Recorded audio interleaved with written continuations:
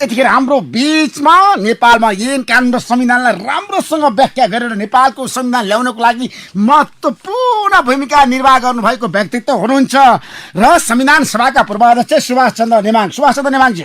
हजुर हजुर, तपाईँलाई नेपाली वर्ष स्वागत गर्न चाहन्छु। हजुर धन्यवाद। तपाईँले हाम्रो देशको ऐन कानुन र संविधानलाई राम्रोसँग पढ्नु भएको छैन? देशको कानुन सबैले जान्नुपर्छ, त्यसैले अलिअलि थाहा छ। अब नेपालको संविधानमा प्रधानमन्त्री केपी शर्मा ओलीले संसद विघटन गर्ने अधिकार चाहिँ कहाँ छ? मलाई पढेर सुनाउनुहोस् त। अब त्यो त अहिले म पढेर तपाईँलाई सुनाउन सक्दिनँ, तर यो विषयमा प्रश्नहरू उठेका थिए। त्यो प्रश्नलाई सम्मानित सर्वोच्च अदालतले अहिले टुङ्गो लगाएको छ। होइन, सर्वोच्च अदालतले टुङ्गो लगाए, तर तपाईँले भन्नुभएको थियो नि त प्रधानमन्त्रीलाई संसद विघटन गर्ने कुनै अधिकार छैन भनेर भन्ने व्यक्ति त तपाईँ हो नि। त्यति बेला प्रसङ्ग उठेको थियो र संविधान बनिसके पछाडिको अवस्थामा मेरै पहल प्रयासमा संसदले संसदीय मामला पत्रकार समाजसँग एउटा कार्यक्रम पनि गरेको थियो। मलाई राम्रो सम्झना छ। त्यो कार्यक्रममा मैले पत्रकारहरूसँग छलफल गरेको थिएँ, आफ्ना कुराहरू राखेको थिएँ। त्यसै गरेर संविधान सभा दर्पण भनेर संसदमा मेरो अन्तर्वार्ता पनि प्रकाशित छ। यो लगायतका थुप्रै काम कारबाहीका सन्दर्भमा मैले आफ्ना कुराहरू राखेको थिएँ। त्यति बेला जे राखेको थिएँ त्यो सबै प्रकाशित छन्।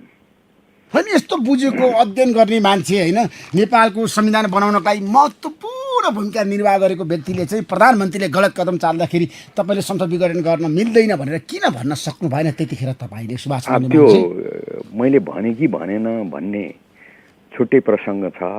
त्यसतर्फ अहिले धेरै जानुको अर्थ छैन, तर मैले पहिला पनि भनेको थिएँ र अहिले यति मात्रै भन्छु, प्रधानमन्त्रीजीले यस्ता कुनै पनि कदमलाई अगाडि चाल्दा उहाँले आफ्नो ढङ्गले तयारी गर्नुहुन्छ, छलफल गर्नुहुन्छ र त्यो सन्दर्भमा उहाँले धेरैसँग छलफल गर्नुभयो होला। मसँग पनि ती कुराहरू आइपुगेका थिए र मैले आफ्नो कुरा प्रधानमन्त्रीलाई प्रष्ट शब्दमा राखेको थिएँ। अहिलेको अवस्थामा यो कानुन राजनीति सबै हिसाबले यसतर्फ जानु ठिक हुँदैन भन्ने मेरो सुझाव थियो। तर प्रधानमन्त्रीज्यूले तर्कका साथ उहाँले राम्रा सशक्त आफ्ना आधारहरू राख्नुभएको थियो। त्यो आधारमा मैले संसदीय प्रणाली बमोजिम जनताको बिचमा जान पाउनुपर्छ, जान पाइन्छ, यो लोकतन्त्र हो भन्ने उहाँको तर्क थियो र त्यो तर्कका आधारमा उहाँ विघटनतर्फ जानुभयो र विघटनमा गइसके पछाडि मुद्दा परेर सम्मानित सर्वोच्च अदालतले त्यसलाई एउटा टुङ्गोमा पुर्याएको छ। त्यसमा तपाईँले प्रधानमन्त्री केपी शर्मा ओलीलाई संसद विघटन गर्नु उचित छैन, असंवैधानिक छ भनेर भन्नुभएको थियो। मैले आफ्ना कुराहरू राखेको थिएँ, त्यो स्वाभाविक हो र प्रधानमन्त्रीज्यूले आफ्नो यो अधिकार हो। म बहुमत, झन्डै 2/3 बहुमतको सरकार मलाई काम गर्न नदिएपछि, सबै कुरा अवरुद्ध पारिए पछाडि जनतामा जानु बाहेक अर्को कुनै पनि विकल्प छैन भन्ने तर्कका साथ विघटन गर्नुभएको थियो र त्यो पनि स्वाभाविक थियो। र त्यो कुरा के हो भनेर त्यसपछि छिनोफानो गर्ने सर्वोच्च अदालतले हो। सर्वोच्च अदालतले त्यसबारेमा विचार गरेर एउटा टुङ्गोमा पुगेको हामीलाई थाहा छ। होइन, सर्वोच्चको निर्णय त आइसक्यो सुभाष चन्द्र नेमाङजी। मेरो प्रश्न कहाँनिर भन्दाखेरि यो देशको संविधान निर्माणमा तपाईँले भूमिका खेल्नु भएको छ। म खुलेर प्रशंसा गर्छु तपाईँको।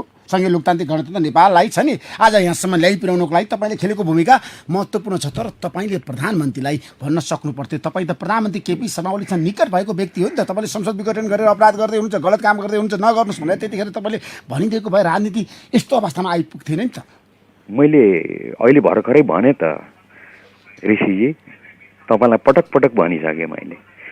मैले साह्रै धेरै पटक यसबारेमा प्रधानमन्त्रीजीसँग कुरा गरेँ र म भन्दैछु तपाईँलाई फेरि पनि, मैले यसबारेमा आफ्ना कुराहरू राखेँ। तपाईँले बुदागत रूपमा भन्नुहोस् त प्रधानमन्त्रीलाई के भन्नुभयो तपाईँले? 1 2 3 त्यो अब सबै त्यसरी चर्चा गरेर साध्य हुँदैन। यति भन्छु, कानुनी रूपमा राजनीतिक रूपमा कुनै पनि हिसाबले यतातर्फ जानु ठिक हुँदैन प्रधानमन्त्रीज्यू भनेर मैले आफ्नो कुरा राखेँ। त्यसमा संसद विघटन गर्नु ठिक हुँदैन भनेर तपाईँले प्रधानमन्त्रीलाई भन्नुभएको थियो। मैले भने नि त, कानुनी रूपमा राजनीतिक रूपमा संविधान सम्मत छैन भनेर तपाईँले भन्नुभएको थियो। सबै हिसाबले भनेको थिएँ, सबै हिसाबले।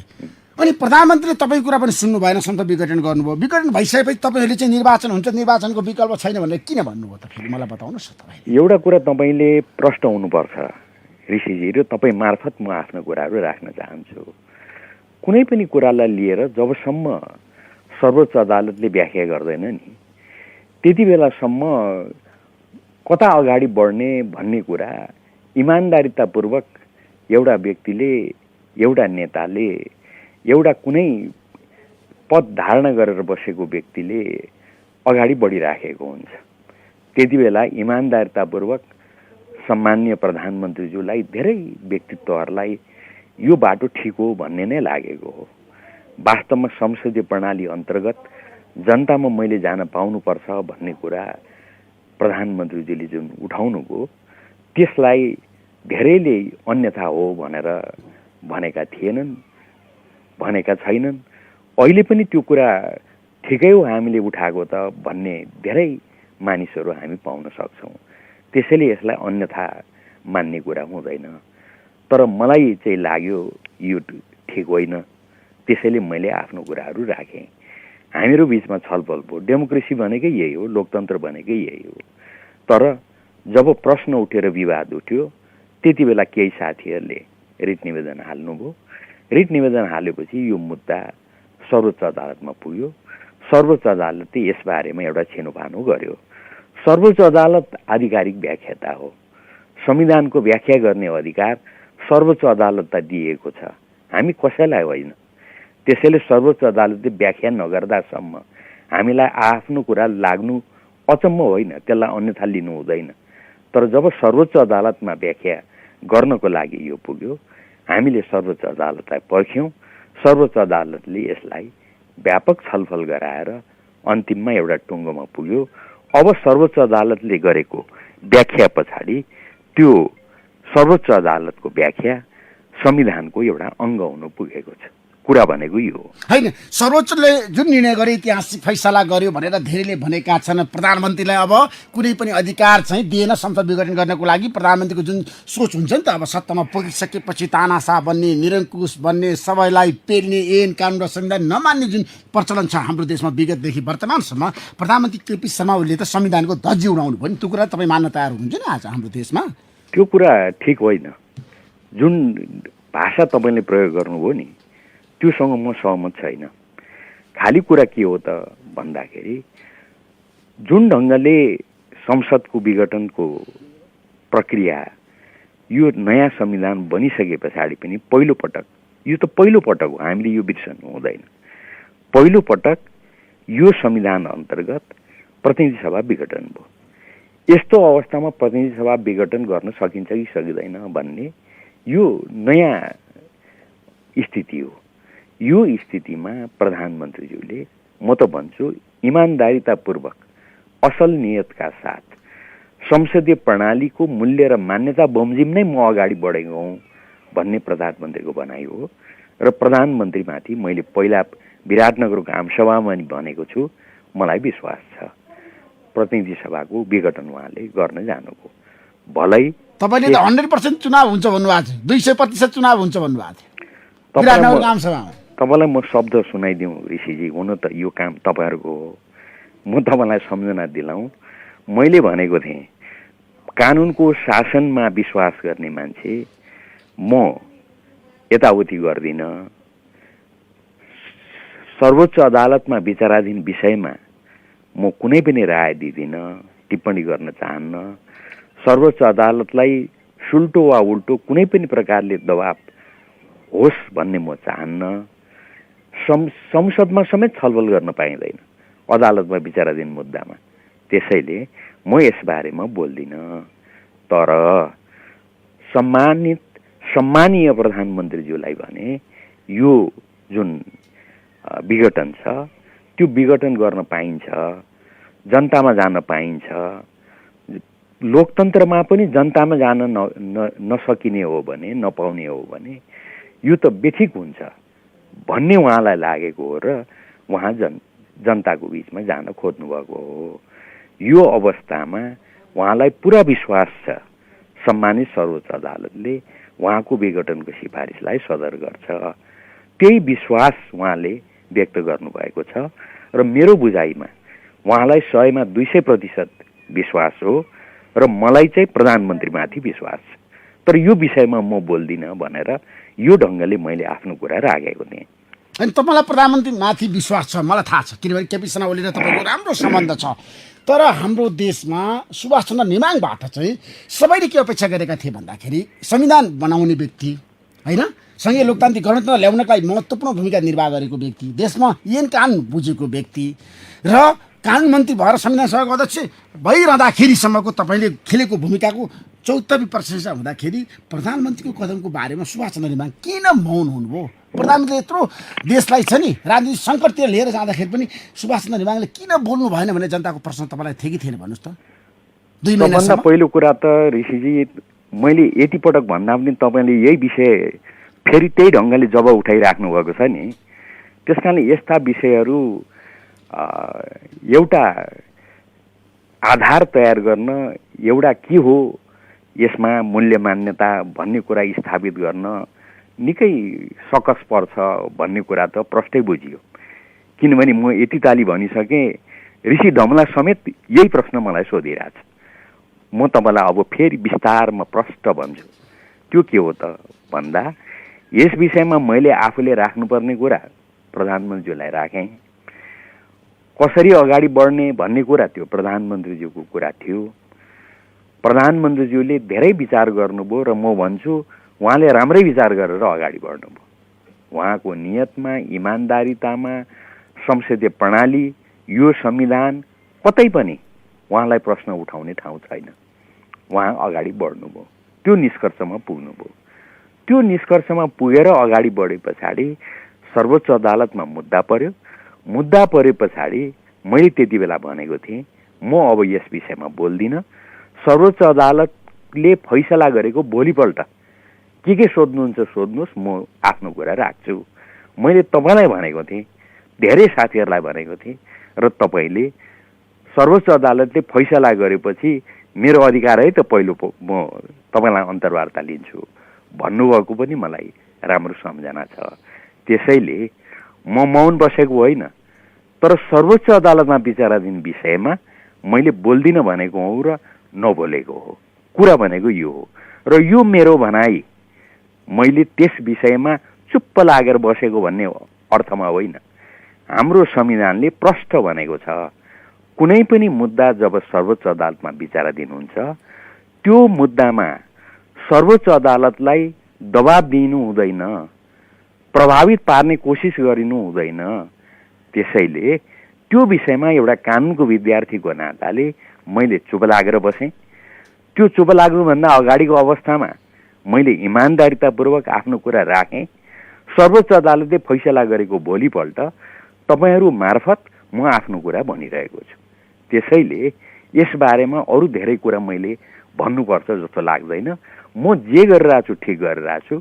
सम्मानित सर्वोच्च अदालतलाई मुद्दा परेको अवस्थामा, उसले विचार गरिरहेको अवस्थामा कुनै पनि तवरले दबाब चाहिँ दिनु हुँदैन, यो मेरो भनाइ हो। तपाईँ जस्तो हाम्रो देशमा सबैले मानेको व्यक्तिले पदको लागि, केपी शर्मा ओलीको लागि सम्झौता गर्नु हो भन्ने मात्रै मेरो गुनासो हो। होइन, अहिले मैले यत्रो व्यक्तित्व थियो नि त, तपाईँको व्यक्तित्वमा त प्रश्नहरू त उठाउनु भयो नि त। सुभाष चन्द्र नेमाङ जस्तो मान्छेले हाम्रो ऐन कानुन र संविधानले गलत रूपमा व्याख्या गर्थे नि। हुन त यो संविधान र कानुनको नि यस्तै अप्ठ्यारो हुन्छ ऋषिजी के, यो बुझ्नलाई निकै अप्ठ्यारो हुन्छ। मैले अझै पनि भनिरहेको छु, सर्वोच्च अदालतमा विचाराधीन रहेको अवस्थामा दबाब दिनु हुँदैन। त्यस्तो अवस्थामा सर्वोच्च अदालतलाई छोडिदिनुपर्छ। हामीले बनाएको सर्वोच्च अदालत हो। त्यो सर्वोच्च अदालतले दुधको दुध पानीको पानी गर्छ। त्यो तपाईँको छवि थियो नि त, राष्ट्रिय अन्तर्राष्ट्रिय क्षेत्रमा नेपालमा संविधान ऋषिजी, ल्याएको व्यक्तिले आज संविधानमाथि घात हुँदाखेरि, संविधानमाथि चाहिँ प्रहार हुँदाखेरि, संविधानमाथि प्रधानमन्त्री आक्रमण गर्दाखेरि संविधानको पक्षमा चाहिँ बोल्नु भएन भन्ने मात्रै गुनासो हो मेरो। तपाईँलाई म एउटा कुरा भन्छु कि मूल्य र मान्यताहरू हुन्छन्। मैले तपाईँलाई भने संविधान हुन्छ। मैले आफ्नो कुरा राखेँ, मैले आफ्नो कुरा भने, सबै दृष्टिकोणले भने। तपाईँ उफ्रेर भन्नुहुन्छ होला, म नउफ्रिकन आफ्नो कुरा भन्छु। त्यो कुरामा म विश्वास गर्छु, विनम्रतापूर्वक राख्छु। मैले त्यो कुरा गरेँ। मैले आफ्नो इमान्दारितापूर्वक आफूलाई लागेको कुरा म भन्ने मान्छे हुँ। त्यो कुरा मैले भन्ने गर्छु र इमान्दारितापूर्वकै प्रधानमन्त्रीज्यूले धेरैजनासँग छलफल गर्नुभयो होला र अन्तिममा उहाँ यो विघटनको बाटोमा अगाडि बढ्नुभयो। अब त्यति बेला कसले उठाएको कुरा चाहिँ ठिक हो? प्रधानमन्त्रीजीले उठाएको कुरा ठिक हो कि? जस्तो उदाहरणको लागि रिट निवेदक लगायत धेरैले सर्वोच्चमा मुद्दा हाल्नुभयो, उहाँहरूले उठाएको कुरा ठिक हो भन्ने बारेमा कसरी टुङ्गो लगाउने त? टुङ्गो लगाउने एउटै विधि प्रक्रिया छ ऋषिजी। त्यही कुरा म भन्न तपाईँलाई खोजिरहेको छु। त्यो भनेको सम्मानित सर्वोच्च अदालतले टुङ्गो लगाउने। किनभने सम्मानित सर्वोच्च अदालतलाई संविधानको व्याख्या गर्ने अधिकार, आधिकारिक व्याख्याता हो भनेर हामीले संविधानमा लेखेर दिएका छौँ। त्यो आधिकारिक व्याख्याता समक्ष मुद्दा पर्यो। त्यो मुद्दा परेपछि मैले सार्वजनिक रूपमै भनेको छु, अहिले यो मुद्दा सर्वोच्च अदालतमा विचाराधीन भयो। हिजो मैले बोलेको थिएँ, आफ्नो कुरा राखेको थिएँ, तर अब मैले कुनै पनि तवरले सर्वोच्च अदालतलाई दबाब दिनु हुँदैन। यो दबाब दिने काम गर्नु हुँदैन। त्यसैले मैले त इमान्दारतापूर्वक संविधान बमोजिम नबुझेर होइन, बुझेरै सर्वोच्च अदालतमा विचाराधीन विषयमा अब मैले बोल्नु हुँदैन। सर्वोच्च अदालतले यो विषय टुङ्ग्याएको भोलिपल्ट म आफ्नो कुराहरू राख्छु भनिरहेको छु। होइन, कुरा राख्नुभयो तपाईँले आज नेपाली बस मार्फत, तर प्रधानमन्त्री केपी शर्मा ओलीसँग तपाईँ पनि सती जानु भन्ने आरोप त छ नि। तपाईँले यत्रो ताली भन्दा पनि बुझ्नु भएन ऋषिजी।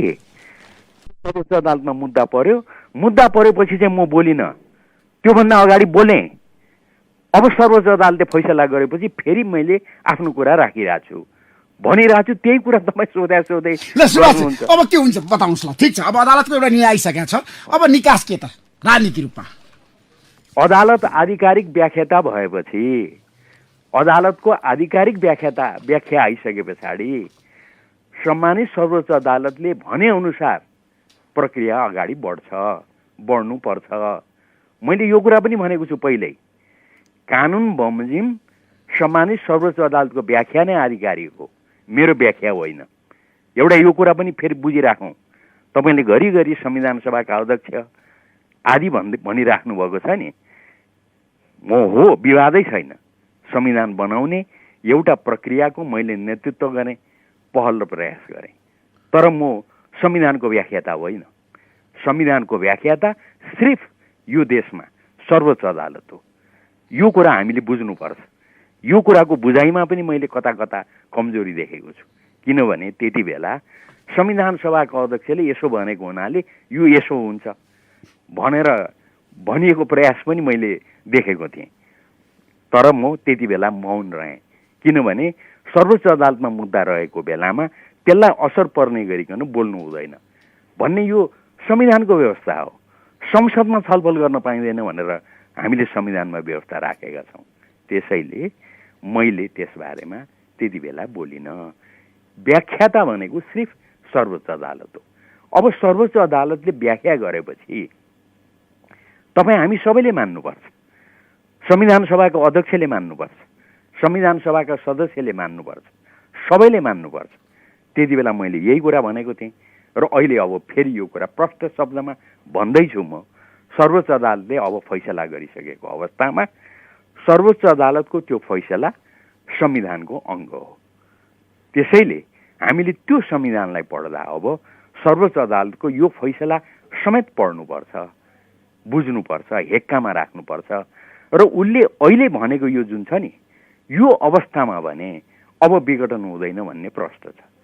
त्यसैले हामीले संविधानका यी प्रावधान र सर्वोच्च अदालतको यो व्याख्या अनुसार हामीले आफूलाई अगाडि बढाउनुपर्छ। सम्माननीय प्रधानमन्त्री जसले यो काम असल नियतका साथ जनतामा जानको लागि, यही विश्वासका साथ जनतामा जाने हिसाबले उहाँले गर्नुभएको थियो, उहाँ समेतले भनिसक्नु भएको छ सर्वोच्च अदालतले निर्णय गरिसकेको अवस्थामा यसलाई मैले मान्नुपर्छ। म मान्छु, कानुनको शासनमा विश्वास गर्ने शक्ति भएको नाताले म यसलाई मान्छु। त्यसकारणले अब अर्को विकल्पै छैन। सर्वोच्च अदालतको जुन फैसला छ त्यो फैसला बमोजिम अगाडि बढ्नुपर्छ।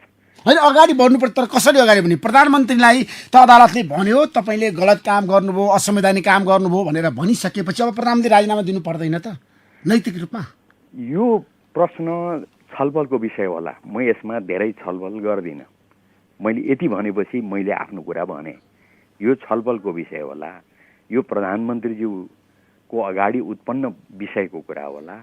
तर उहाँले अदालतप्रति आस्था राखेर, प्रतिबद्धता राखेर संविधान र अदालतप्रति उहाँले प्रष्ट शब्दमा भन्नुभएको छ, अब अदालतको निर्णयलाई म कार्यान्वयन गर्छु। अर्थात् सर्वोच्च अदालतले 13 दिनमा संसद प्रतिनिधि सभा जुन विघटन छ त्यो विघटनलाई बदर गरेर रिइन्स्टेट गरेको छ, बिउताएको छ। यस्तो अवस्थामा अब सरकारले चाँडै प्रधानमन्त्रीज्यूले राष्ट्रपतिलाई सिफारिस गर्नुहुन्छ। राष्ट्रपतिले संसद 13 दिनभित्रमा बोलाउनुहुन्छ। 13 दिनभित्रमा संसदको बैठक बस्छ। यो संसदको भनाइ हो, संसदको निर्देशन हो। संसदले दिएको यो निर्देशनको परिपालना हुन्छ, यसलाई कार्यान्वयन गरिन्छ, म गर्छु भनेर प्रधानमन्त्रीज्यूले भन्नुभएको छ। होइन, प्रधानमन्त्रीले भन्नुभएको छ सामान्य घटना हो यो निर्णय त भनेर प्रधानमन्त्रीले भनिसक्नुभयो, सामान्य निर्णय हो भनेर प्रधानमन्त्रीको प्रतिक्रिया आइसकेको छ, हिजै आइसकेको छ। अब प्रधानमन्त्री राजीनामा दिनुहुन्न, त्यसो भए मैले यो के भएको कुनै अप्ठ्यारो ऋषिजी, मैले तपाईँलाई राम्रोसँग भनिरहेको छु, प्रष्ट शब्दमा भनिराखेको छु। सर्वोच्च अदालतले गरेको निर्णयलाई कार्यान्वयन गर्छु भनेर प्रधानमन्त्रीजीले भन्नुभएको छ। त्यही अनुसार 13 दिनमा सम्मानित सर्वोच्च अदालतले दिएको आदेश बमोजिम सरकारले अगाडि बढ्छ, सरकारले सिफारिस गर्छ, राष्ट्रपतिले संसदको अधिवेशन यही 13 दिनभित्रमा राख्नुहुन्छ। यो राख्ने काममा म अगाडि बढ्छु भनेर प्रधानमन्त्रीले भन्नुभएको छ र सर्वोच्च अदालतले यही काम गर भनेर भनेको हो। त्यो काम प्रधानमन्त्रीले म गर्छु भन्नुभएको छ। तर प्रधानमन्त्रीलाई पद छाड्नको लागि चौतर्फी दबाब छ नि त सुभाष चन्द्र नेमाङजी। मेरो प्रश्न त्यहाँनिर हो, तपाईँ त्यसमा चाहिँ किन आउन चाहनु भएन भन्नुहोस् त? आफआफ्नो भाषा, आफआफ्नो शैली, आफआफ्नो शब्द हुन्छ ऋषिजी। तपाईँले भनेको जस्तै शब्द, तपाईँले भनेकै जस्तो तरिकामा मैले बोलेँ भने मलाई मान्छेले के गर्छन् त्यो छुट्टै छ ऋषिजी। तपाईँ म जस्तो गरेर बोल्नुहुन्न, त्यो त आफआफ्नो तरिका हुन्छ। मैले प्रष्ट शब्दमा भनिरहेको छु त, सर्वोच्च अदालतले तपाईँले भनेको जस्तो गर्नु भनेर भनेको छ कि के भनेको छ त्यतातर्फ म धेरै जान चाहन्न। सर्वोच्च अदालतले 13 दिनभित्रमा संसदको बैठक बसाउनु भनेको छ। सम्मानीय प्रधानमन्त्रीले म त्यो काम गर्छु, सर्वोच्च अदालतको निर्णय मान्छु। मैले उठाएका थुप्रै विषयहरू थिए, त्यो थुप्रै विषय सम्मानीय सर्वोच्च अदालतले टुङ्गोमा पुर्याएको छैन। राजनीतिक कतिपय जटिलताहरू आफ्नो ठाउँमा छ, तर यी सबै कुराहरूको बावजुद सर्वोच्च अदालतले भनिसके पछाडि म 13 दिनभित्रमा सर्वोच्च अदालतले भनेअनुसार, आदेश दिएअनुसार संसदको बैठक राख्नको लागि म अगाडि बढ्छु भन्नुभएको छ। सर्वोच्चको आदेश भनेको त्यही होइन र? होइन, सर्वोच्चको आदेश त हो, तर राजनीतिज्ञमा होइन एउटा नैतिकता हुन्छ, इमान्दारिता त हुन्छ नि सुभाष चन्द्र नेमाङजी। पद छोड्ने कि नछोड्ने भन्ने कुरा त आउँछ नि। इमान्दारितापूर्वक प्रधानमन्त्रीले जनताको बिचमा जान्छु भनेर उहाँ अगाडि सर्नुभयो, तर सर्वोच्च अदालतले व्याख्या गरेर यसरी जानु ठिक हुँदैन भनेर सर्वोच्च अदालतले भन्यो। सर्वोच्च अदालतले भनेको कुरालाई उहाँले तुरुन्तै 1 मिनट ढिलाइ नगरिकन म सर्वोच्च अदालतको आदेश मान्छु, म यसलाई कार्यान्वयन गर्छु भन्नुभयो। अनि इमान्दारिता भनेको के भनिराख्नु भएको तपाईँले? घरिघरि के दोहोऱ्याइराख्नु भएको? सर्वोच्च अदालतले भनेको आदेश म मान्दिनँ भन्नुभएको छ प्रधानमन्त्रीले। उहाँले भन्नुभएको छ थुप्रै जटिलताहरू छन्, यसले त्यो समस्या चाहिँ सुल्झाउँदैन, बरु बल्झाउँछ कि भन्ने शङ्का पनि अहिले कतिपय बुद्धिजीवीहरूले व्यक्त गरिराखेका छन्। तर यी सम्पूर्ण कुराहरूको बावजुद सर्वोच्च अदालतले 13 दिनमा अधिवेशन राख्नु भनेपछि राख्नुपर्छ, म अगाडि बढ्नुपर्छ भनेर प्रधानमन्त्रीले अधिवेशन राख्नको लागि प्रक्रिया अगाडि बढाउँछु भनिसक्नु भएको छ।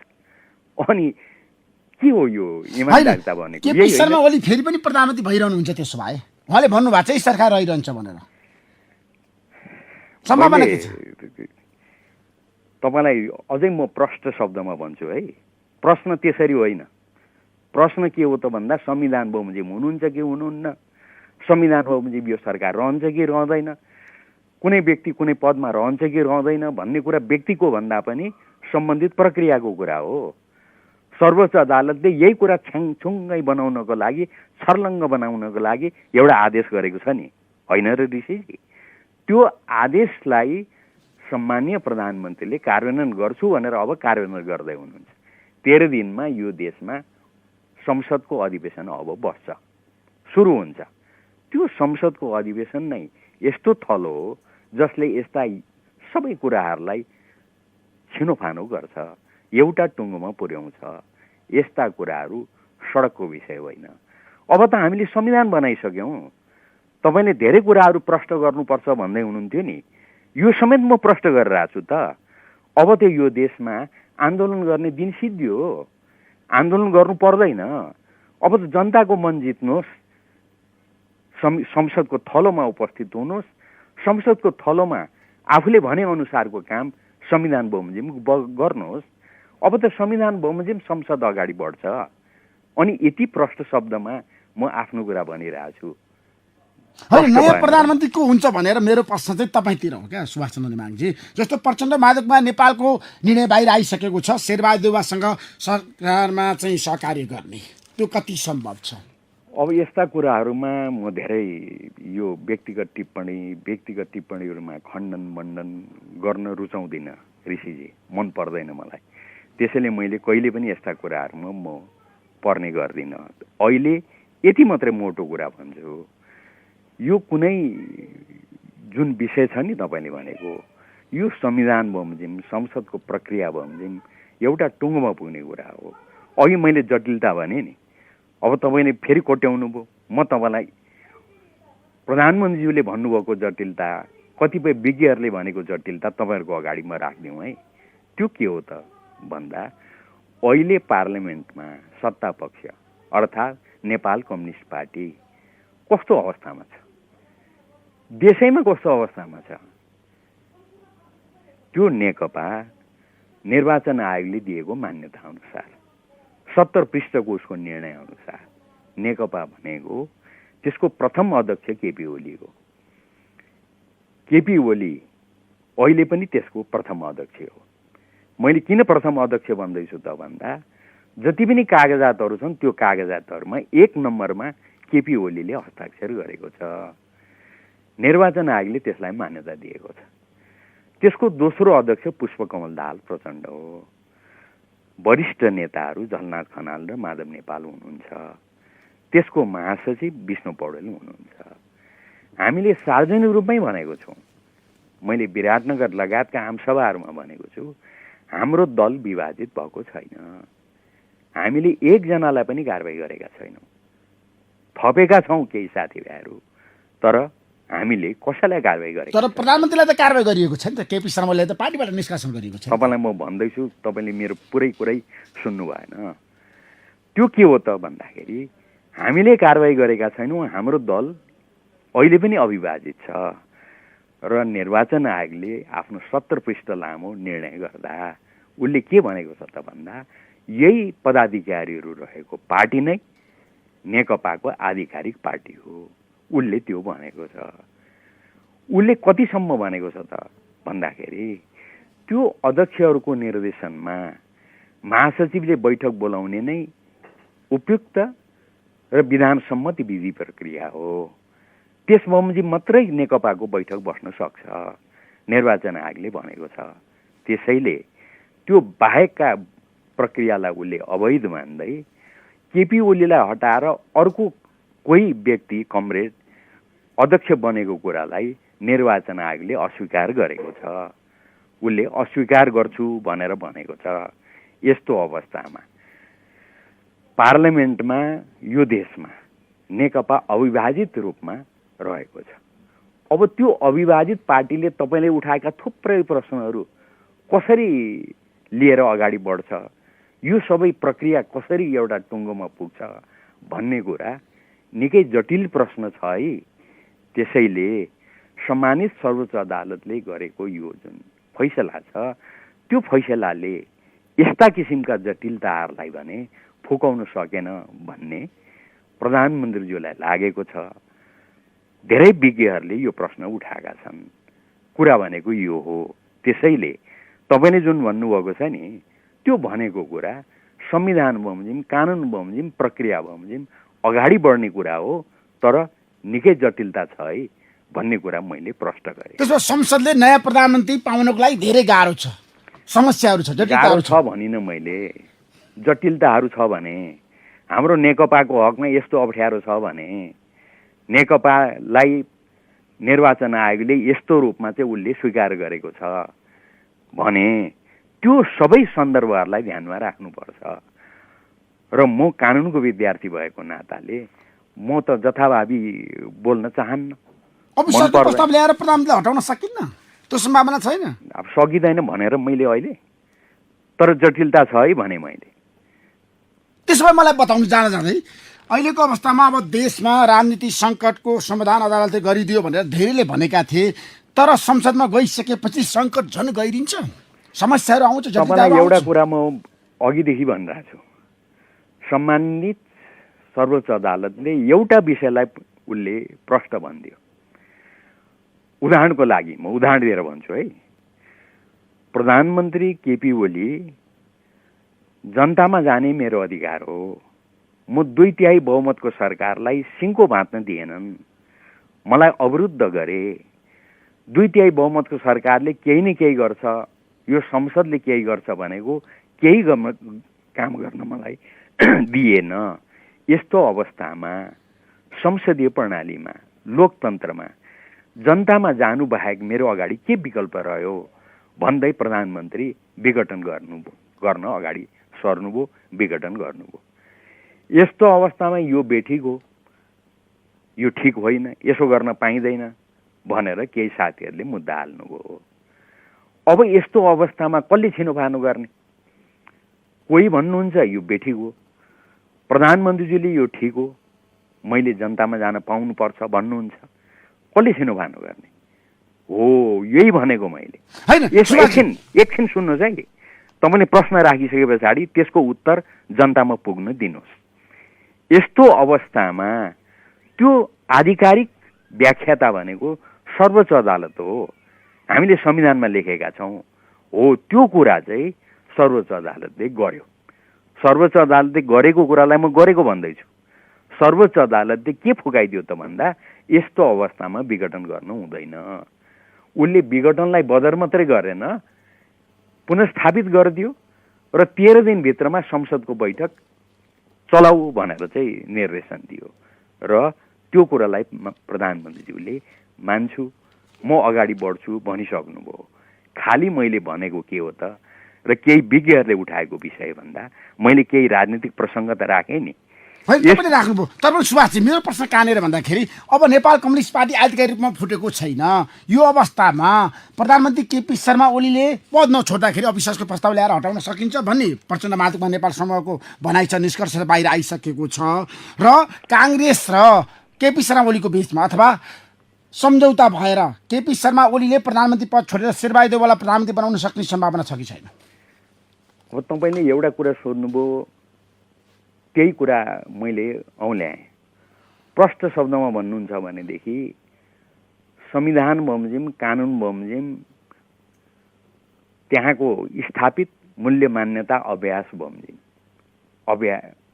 अविश्वास प्रस्ताव राख्न सकिन्छ, अविश्वास प्रस्ताव ल्याउन सकिन्छ। त्यो संविधान बमोजिम अगाडि बढ्नुपर्छ, संविधान बमोजिम टुङ्गोमा पुग्छ। अब त्यो कसरी बढ्छ त्यो कुरा त मलाई थाहा छैन नि त। त्यहाँको एक्टरहरूले संविधान बमोजिम अगाडि बढ्नु पर्यो। त्यो कुरा त सम्मानित सर्वोच्च अदालतले फुकाइदिएको छ। संसद विघटन हुँदैन, अब संसदमै छिनोफानो गर भनिदिएको छ। त्यही अनुसार प्रधानमन्त्रीज्यूले बढ्छु भन्नुभएको छ। त्यसो भए आगामी प्रधानमन्त्री को त? भावी प्रधानमन्त्री शेरबहादुर देउबा कि प्रचण्ड माधवकुमार नेपाल कि अथवा केपी शर्मा ओली नै? बताउनुहोस् त। म ठ्याक्कै यो भनेर भन्न सक्ने अवस्थामा छुइनँ भन्दैछु। अहिले भने 2/3 बहुमतको प्रधानमन्त्री केपी ओली नै हुनुहुन्छ अहिलेको अवस्थामा। केपी शर्मा ओलीसँग बहुमत छ र? अब बहुमत छ कि छैन भन्ने कुरा त्यो खण्डित भइसक्यो।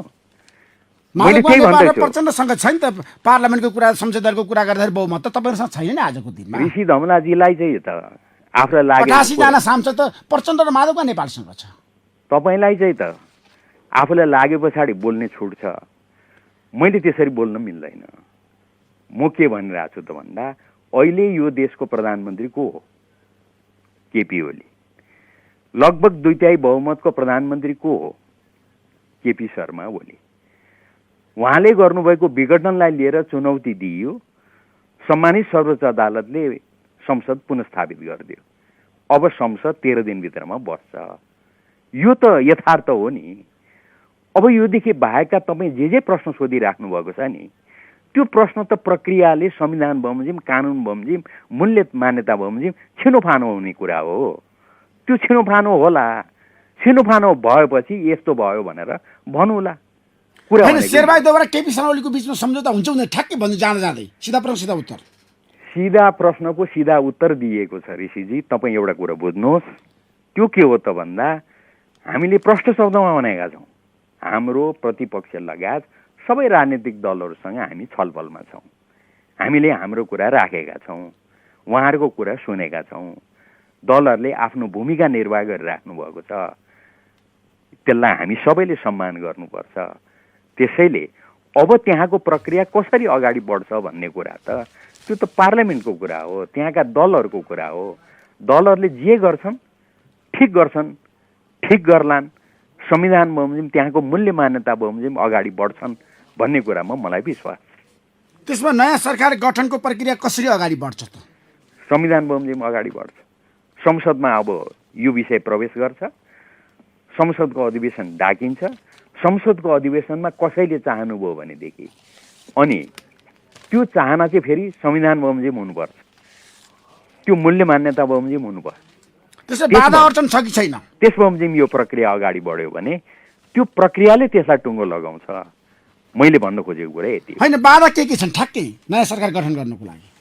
अब बाधा त अब त्यो प्रक्रिया सम्मानित सदनमा प्रवेश गरिसके पछाडि सदनले यसलाई टुङ्गो लगाउला। मैले अघि नै एउटा कुरा त भनि नै गएँ, नेकपा अहिले पनि विभाजित छैन, एउटै दलको रूपमा रहिराखेको छ। यस्तो अवस्थामा कतिपय प्रश्नहरू त उठ्छन् नि, त्यति बेला त्यो प्रश्न उठ्लान्, हामी छिनोफानो गर्दै अगाडि बढौँला। होइन, शून्यसँग नियुक्ति भयो जसरी तपाईँलाई थाहा छ, संविधान नियुक्तिहरू भयो, तर त्यो नियुक्ति सदर हुने कि बदर हुने बहस जारी छ। अधिवक्ताहरू भन्नुहुन्छ अब बदर हुनुपर्छ संविधान नियुक्तिहरू। तपाईँलाई के लाग्छ? एउटा कुरा नि ऋषिजी, तपाईँलाई मैले अझै बुझाउन सकिनँ कि कुनै पनि प्रश्न उठिसके पछाडि त त्यसमा पक्ष र विपक्ष तर्कहरू त हुन्छ नि त। तपाईँले अहिले संवैधानिक नियुक्तिको जुन कुरा भन्नुभयो, सरकार भनिरहेको छ यो कुरा हामीले संविधान सम्मत ढङ्गले गरेका हौँ। म यही 100मा 100 यो ठिक हो भनिरहेको छैन, तर सरकारको यो दाबी छ। यो बेठिक हो भन्ने कतिपय साथीहरूको दाबी छ। त्यही परस्पर विपरीत दाबी भएकै कारणले गर्दा त यो विषय पनि सर्वोच्च अदालतमा प्रवेश गर्यो। अहिले सर्वोच्च अदालतको विचाराधीन छ। अब सर्वोच्च अदालतले त्यो मुद्दा टुङ्गो लगाउँदा यो ठिक हो बेठिक हो सर्वोच्च अदालतले टुङ्गो लगाउँछ। यो कुरा हो नि त। Thank you so much Subhash Chandra नेमाङजी, समय दिनुभयो। तपाईँलाई म धेरै धेरै धन्यवाद दिन चाहन्छु। Thank you so much. हस्, धन्यवाद, नमस्कार। हस्, धन्यवाद, नमस्कार। हस्, धन्यवाद, नमस्कार। हस्, धन्यवाद, नमस्कार।